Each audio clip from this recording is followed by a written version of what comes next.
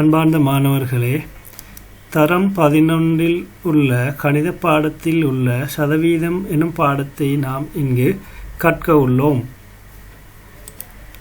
தரம் 11 கணித புத்தகத்தில் உள்ள 9ஆம் அலகான இந்த சதவீதம் என்ற பாடம் 2வது புத்தகத்தில் பார்ட் 2 புக்கில் உள்ளது. இதில் ஆரம்பத்தில் ஒரு மீட்டல் பயிற்சி உள்ளது. அதன் பிறகு அறிமுகம் என்ற தலைப்பில் ஒரு விளக்கம் கொடுக்கப்பட்டுள்ளது. அதன் பிறகு இரு உதாரணங்களின் பிறகு 9.1 குறைந்து செல்லும் மீதி முறையின் கீழ் வட்டியை கணித்தல் என்று இந்த பாடத்தின் முக்கியமான தலைப்பு ஆரம்பமாகின்றது. இத்தலைப்பின் கீழ் தரப்பட்டுள்ள முதலாவது உதாரணத்தை கவனிப்போம். இது 3ஆம் பக்கத்தில் தரப்பட்டுள்ளது. உதாரணம் 1. இதை நாம் வாசிப்போம். திரு சேகர் 24 வீத ஆண்டு வட்டி அறவிடப்படும் ஒரு வங்கியிலிருந்து ஒரு வியாபார கடனாக 30,000 ரூபாய் பணத்தை பெற்றுள்ளார். அக்கடனை 6 சமனான மாதாந்த தவணை தொகைகளில் செலுத்தி முடிக்க வேண்டிய அதே வேளை குறைந்து செல்லும் மீதி முறையில் வட்டி அறவிடப்படுமெனின் அவர் செலுத்த வேண்டிய மாத தவணை தொகையின் பெருமானத்தை காண்க. இவ்வினாவில் தரப்பட்ட தரவுகளை நாம் இங்கே எழுதுவோம். முதலாவது தரவு மொத்த கடன் தொகை 30,000 ரூபாய். இரண்டாவது தரவு தவணைகளின் எண்ணிக்கை 6 மாதங்கள். மூன்றாவது தரவு ஆண்டு வட்டி வீதம் 24 வீதம் ஆண்டு வட்டி. இதுதான் இந்த கேள்வியில் தரப்பட்ட தரவுகள். இத்தரவுகளை வைத்துக்கொண்டு நாம் இந்த கேள்விக்குரிய விடையை கண்டுபிடித்தல் வேண்டும். இவ்வினாவுக்குரிய விடையை கண்டுபிடிப்பதற்கு முன்பதாக நாம் இப்பாடத்தின் முக்கியமான சில பகுதிகளை அவதானிப்போம். அதாவது குறைந்து செல்லும் மீதி முறையின் கீழ் வட்டியை கணித்தல் என்ற தலைப்பில் நாம் முதலாவதாக தெரிந்திருக்க வேண்டிய விடயம் ஒரு மாதத்திற்கான கடன் தொகை, வட்டியின்றி கடன் தொகையை காண்பது. இதை காண்பதற்காக மொத்த கடன் தொகையை தவணைகளின் எண்ணிக்கையால் வகுத்தல் வேண்டும். இரண்டாவதாக ஒரு மாத அலகிற்கான வட்டி.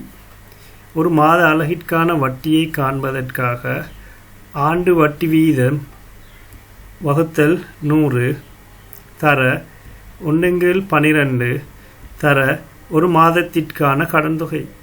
நாம் ஒன்றில் கண்ட ஒரு மாதத்திற்கான கடன் தொகையை இங்கு பெருக்க வேண்டும். வட்டி வீதத்தின் கீழ் 100 தர 1/12.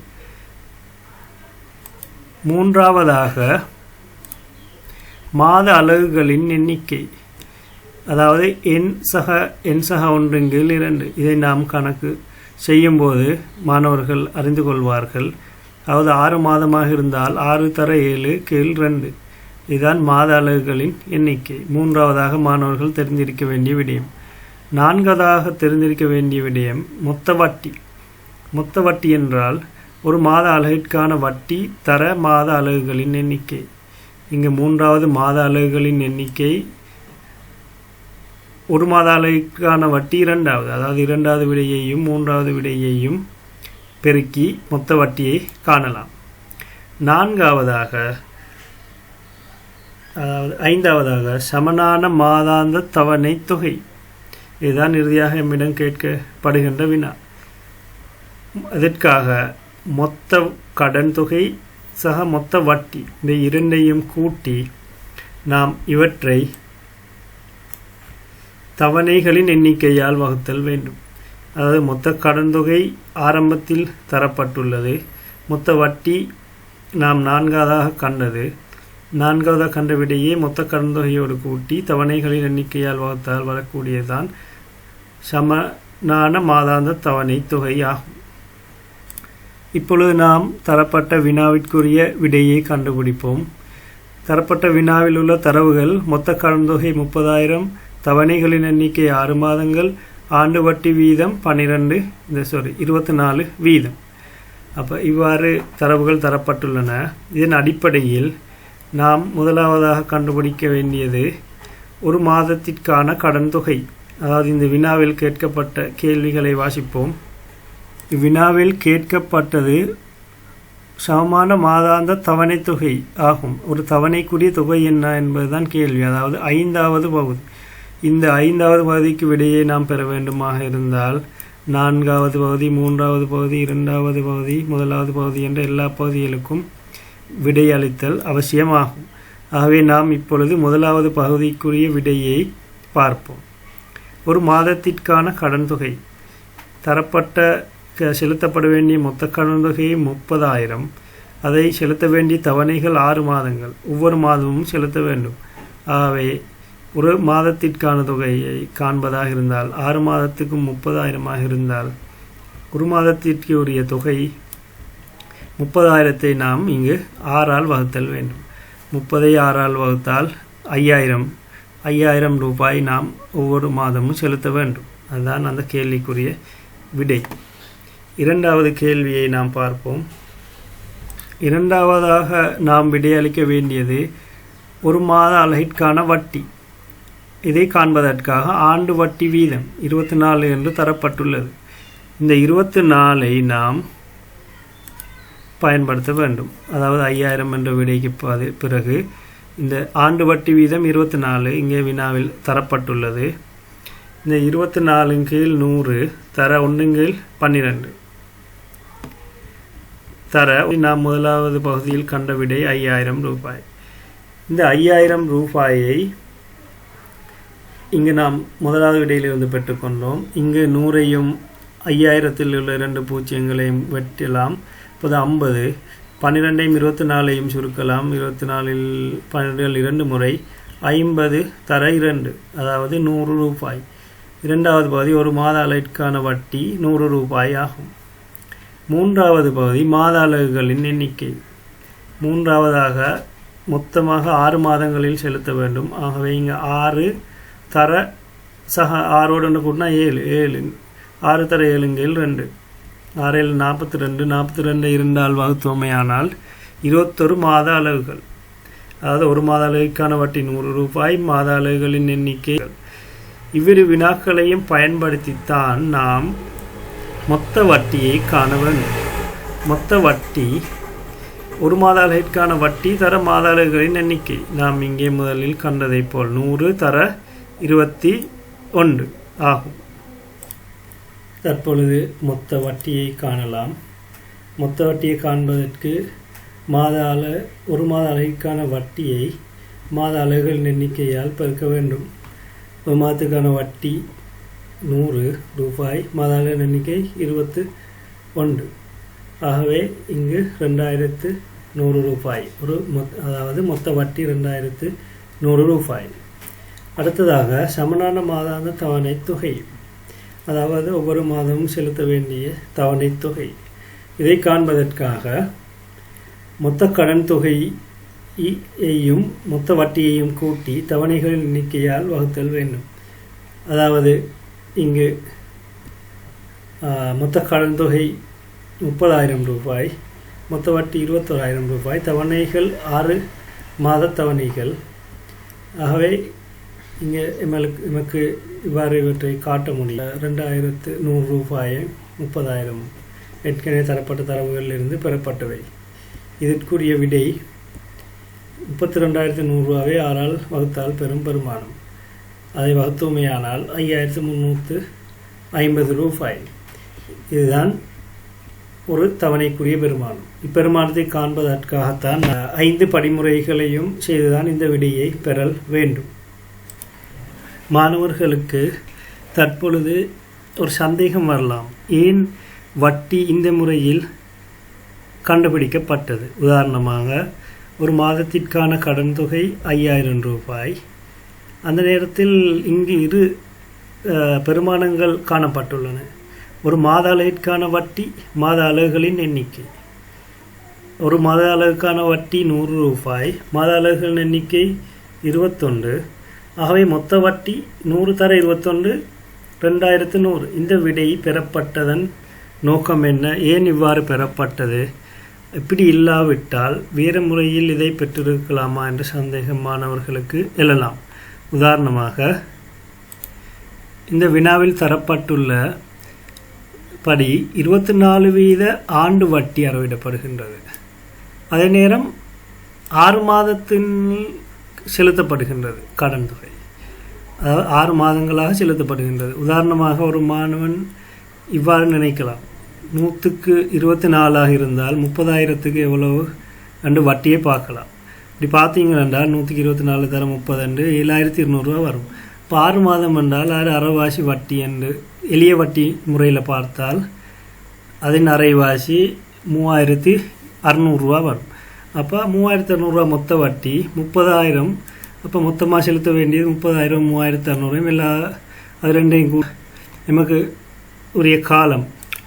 அப்போது 30,000 சக 3,600 ரூபாய் 33,600 ரூபாய் செலுத்த வேண்டியது. அந்த நேரத்தில் அதை 6 தவணைகளாக 6ஆல் வகுத்தால் 5,600 ரூபா என்ற விடை வர வேண்டும் என்று மாணவர்கள் எண்ணலாம். இவ்வாறு இதனை கணிக்க முடியாது. ஏனென்று சொன்னால் இங்கு குறிப்பிடப்பட்டுள்ள தரவு என்னவென்றால், அதே வேளை இங்கே வாசித்து பார்க்கலாம், அதே வேளை குறைந்து செல்லும் மீதி முறையில் வட்டி அறவிடப்படும் எனில், இங்கே எளிய வட்டி அல்ல, வேறு எந்த வட்டி முறையும் அல்ல, குறைந்து செல்லும் மீதி முறையில் வட்டி அறவிடப்படுகின்றது, ரெடியூசிங் பேலன்ஸ் மெத்தட் என்று சொல்வார்கள். அப்போ இந்த முறை என்று சொன்னால் இங்கே என்ன நடக்கிறது என்று சொன்னால் மாணவர்களே, வட்டி உதாரணமாக எடுத்த 30,000 ரூபாயையும் 6 மாதங்களின் பின் திருப்பிச் செலுத்துவதில்லை. ஒவ்வொரு மாதமும் 5,000 ரூபாய்களாக திருப்பிச் செலுத்தப்படுகின்றது. ஆகவே ஒவ்வொரு மாதமும் செலுத்த வேண்டிய தொகை 30,000 5,000 ரூபாய் குறைந்து 25,000 20,000 15,000 என்று கடைசிக்கு 5,000 ரூபாய் இறுதி மாதத்தில் செலுத்த வேண்டும். இவ்வாறு இங்கு காட்டப்பட்டுள்ளது போல் முதலாம் மாதம் ஆரம்பத்தில் 30,000, 2ஆம் மாதத்தில் 25,000 20,000 15,000 10,000 இறுதி மாதத்தில் 5,000 ரூபாய் தான் செலுத்த வேண்டும். ஆகவே பணம் எவ்வளவு நான் செலுத்த வேண்டுமோ, கடன் எவ்வளவு உள்ளதோ அந்த தொகைக்குத்தான் வட்டியை கணிக்க வேண்டும். இந்த சந்தர்ப்பத்தில் நாம் இதை எவ்வாறு கணிக்கலாம் என்ற ஒரு குழப்பம் ஏற்படுகின்றது. இதனை இங்கே விளக்கம் தரப்பட்டுள்ளது புத்தகத்தில். அதாவது 24% வட்டி ஒரு வருட வட்டி, ஒரு மாதத்துக்கான வட்டி அதனை 12ஆல் வகுக்கும் போது 2 வீதமாக அறவிடப்படுகின்றது. ஆகவே ஒரு மாதத்துக்கு 2 வீத வட்டி. முதலாவது அதாவது 30,000 ரூபாய் ஒரு மாதமாக செலுத்த வேண்டிய கடன் தொகையாக உள்ளது. ஆகவே 30,000 ரூபாய்க்கு செலுத்த வேண்டிய பெருமானம் இங்கே 600 ரூபாய் வட்டி கணிக்கப்பட்டுள்ளது. முதலாம் மாத முடிவில் 5,000 ரூபாய் செலுத்தப்பட்டதன் பின்னர் 2ஆம் மாதத்தில் கடன் தொகையாக 25,000 ரூபாய் தொகைதான் உள்ளது. 5,000 ரூபாய் குறைக்கப்படுகின்றது. ஆகவே 2ஆம் மாதம் முடிவில் வட்டியை செலுத்தும் போது 100க்கு 2 வீதம் ஒரு மாத வட்டி, ஒரு மாதத்திற்கு செலுத்தப்பட்ட இருந்த கடன் தொகை 25,000 ரூபாய் ஆகும். ஆகவே இதை சுருக்கி எடுத்தால் 500 ரூபாய். 3ஆம் மாதம் ஆகும்போது 5,000 ரூபா 2 செலுத்தப்பட்டுள்ளது. ஆகவே 10,000 ரூபா போனால் இங்கே 20,000 ரூபாய்க்கு வட்டி கணிக்கப்படுகின்றது. அடுத்த மாதம் இன்னும் 5,000 ரூபாய் குறைந்து 15,000, அதுக்கு அடுத்த மாதம் 10,000, இப்போ இறுதியாக 5,000 ரூபாய். அப்படி ஒவ்வொரு மாதமும் வட்டி கணிக்கப்படக்கூடிய தொகை 5,000 ரூபாயால் குறைந்து செல்கின்றது. ஏனென்றால் ஒவ்வொரு மாதமும் 5,000 ரூபாய் செலுத்த வேண்டிய கடன் தொகையிலிருந்து 30,000 குறைந்து கொண்டு செல்கின்றது. ஆகவே இங்கே வட்டியை கணிக்கும் போது ஒவ்வொரு மாதமாக கணித்து அந்த கணிக்கப்பட்ட எல்லா வட்டி தொகைகளையும் நாம் இங்கே எடுத்து கூட்டினோமே ஆனால் இங்கே வந்து 600 ரூபாய் 500 ரூபாய் 400 ரூபாய் 300 ரூபாய் எல்லாவற்றையும் கூட்டினோமே ஆனால் இவ்வாறு நமக்கு 2,100 ரூபாய் பெறப்படுகின்றது. இதுதான் செலுத்தப்பட வேண்டிய மொத்த வட்டியாகும். இந்த செலுத்தப்பட வேண்டிய மொத்த வட்டியைத்தான் நாம் இதற்கு முன்னர் எமது உதாரணத்தின் விளக்கத்தின் போது கண்டோம்.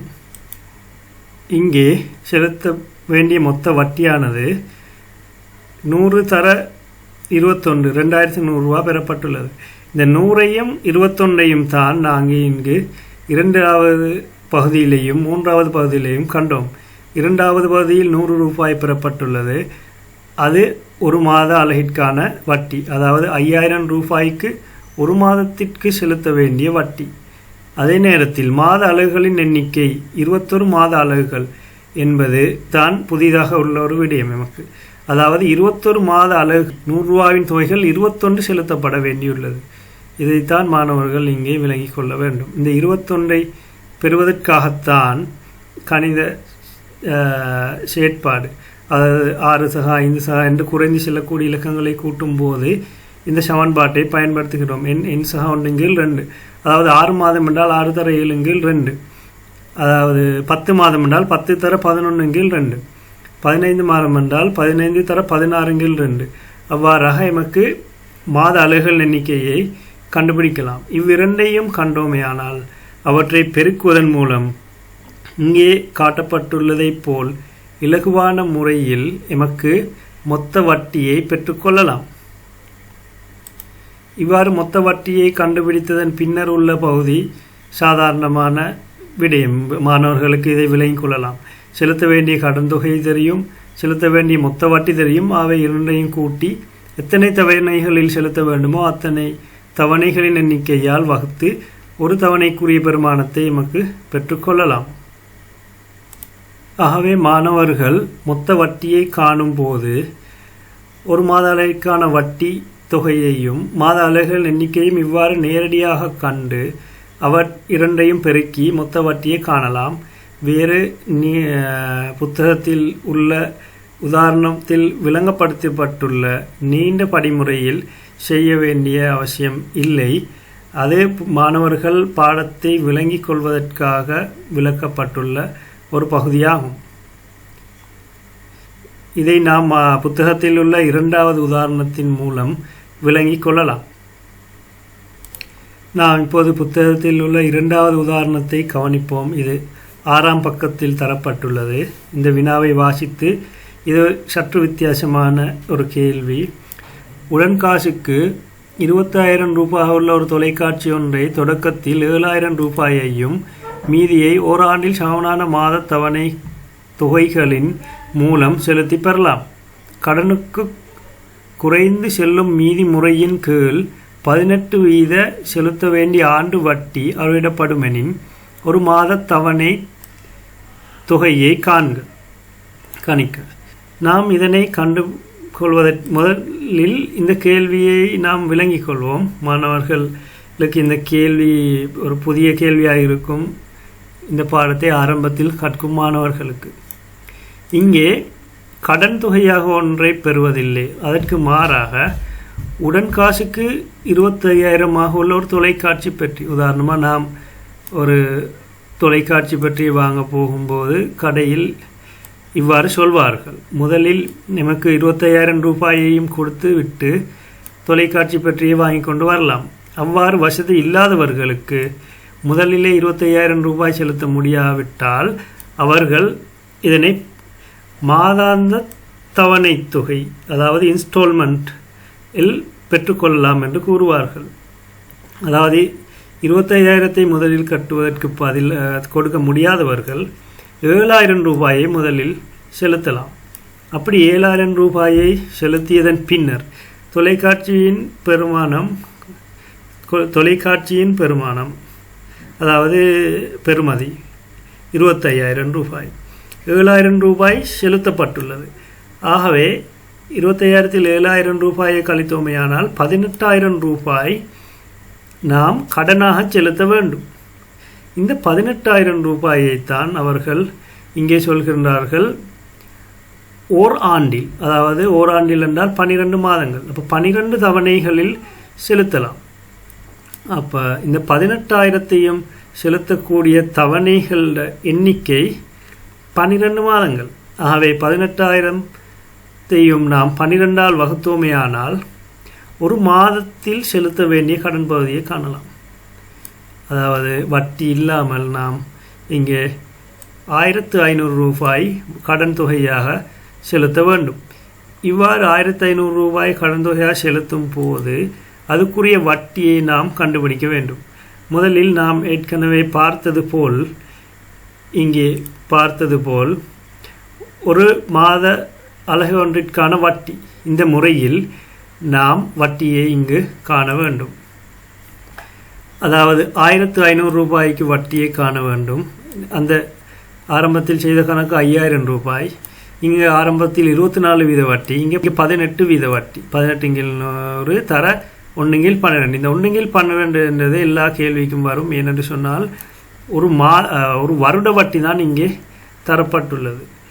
18 வீதம் ஆண்டு வட்டி. இந்த ஆண்டு வட்டி என்றபடியால் நாம் இந்த 1/12 என்பதை பாவிப்போம். என்றால் எவ்ரி மந்த் நாம் மாதம் தான் கடனை செலுத்துகின்றோம். ஆகவே மாத வட்டியை நாம் காண வேண்டும். அதனால் 1/12 என்று பெருக்குவோம்.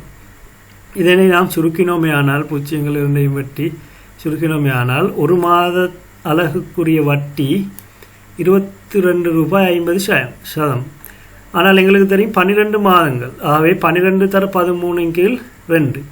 இங்கு நாம் ஏற்கனவே அதை பற்றி கலந்துரையாடினோம்.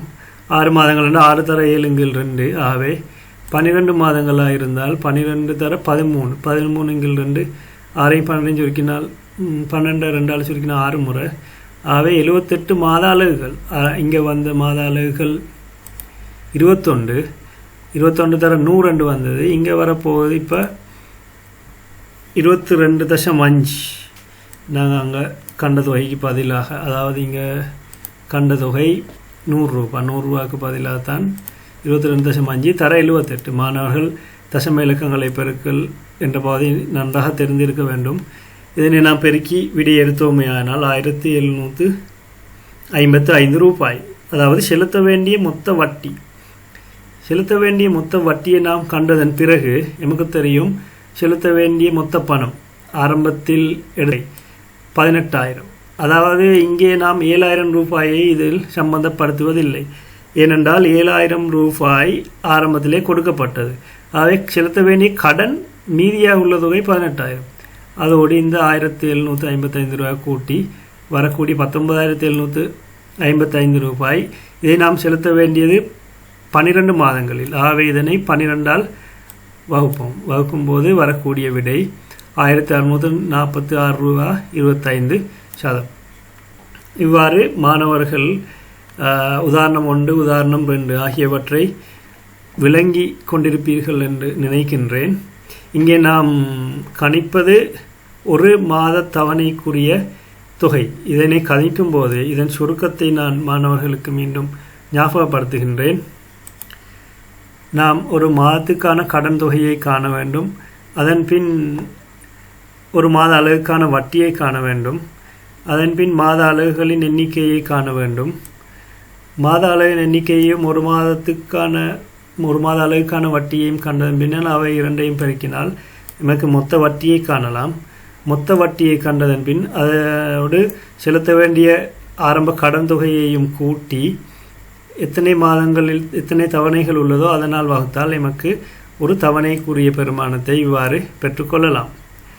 ஆகவே மாணவர்கள் இந்த இரண்டாவது உதாரணத்தை நோக்கினோமே ஆனால் ஆரம்பத்தில் ஒரு தொகை 7,000 ரூபாய் கொடுக்கப்படுகின்றது. ஏனென்றால் இது வாங்கியதற்காக ஆரம்பத்திலேயே அவர்கள் ஒரு தொகையை பெற்றுக்கொள்வார்கள், கடன் தொகை போன்றால். ஆகவே இந்த தொகையை நாம் இங்கு கழித்து பெறப்பட்ட மீதி 18,000 ரூபாய்க்குத்தான் நாம் கடன் தொகையாக கருதி அதுக்குரிய அதாவது வட்டியை காண வேண்டும். இந்த 18,000க்குரிய வட்டி தான், அதாவது 18,000க்கு ஒரு மாதத்துக்கு உரிய கடன் தொகை 1,500 ரூபாய். அதுக்குரிய ஒரு மாத அளவுக்குரிய வட்டி 22 ரூபாய் 50.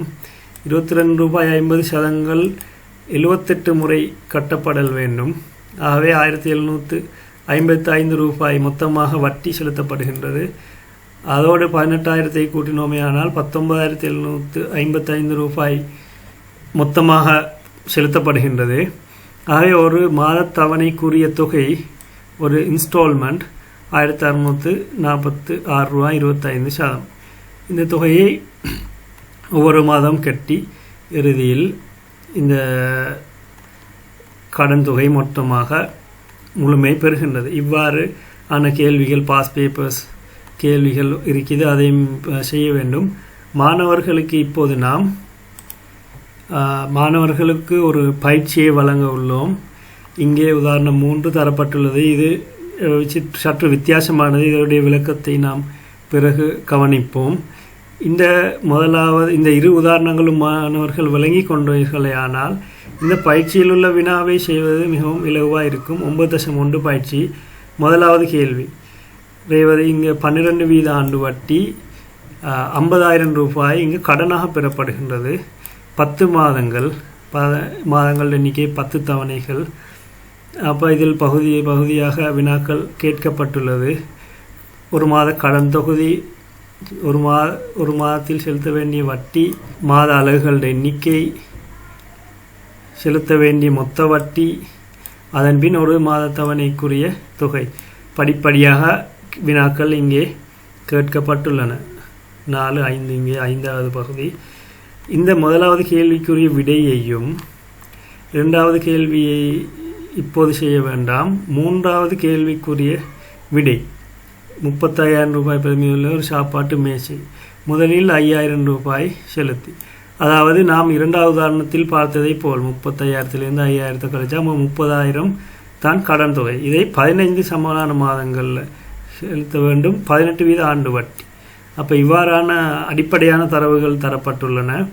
இவற்றை நாம் 2வது உதாரணத்தை பயன்படுத்தி இதுக்குரிய விடையை, அதாவது நேரடியாக அவர்கள் கேட்கக்கூடிய கேள்வி, ஒரு தவணை தொகையின் பெருமானத்தை காண்க, அதாவது இறுதி விடையை நாம் பெற்றுக்கொள்ள வேண்டும்.